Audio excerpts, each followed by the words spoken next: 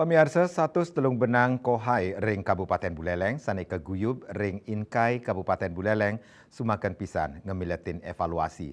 Ringgala inucap rauh langsung panureksa saking Pengda Bali.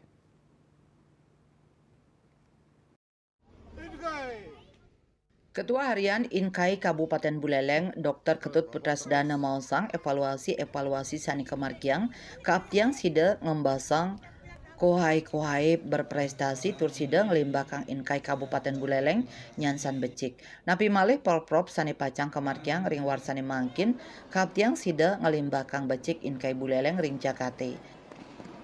Sangat membanggakan kita semua. Tidak saja dari Inkai Kabupaten Buleleng ini memberikan kontribusi untuk atlet-atlet karate Forky di daerah, juga nasional bahkan dunia.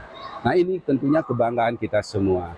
Ini bagian daripada program latihan kita, khususnya saat ini yang sekaligus Sadurungyane Inkai Kabupaten Buleleng mulai yang prestasi nasional Gusti Ayu Cahya Wulandari perak ring warsa kali-tali 3 nelintang, Putu Eni Rositayanti emas, Kadek Rama Sophia Putri Jayanti ring warsa kali-tali 19 nelintang, Gusti Komang Arya Wiragandi Jayanti LLL ring Turki saha Gusti Ayu Rahardian Pradnyanti Prameswara perak miwah perugu ring Pon Aceh warsane lintang.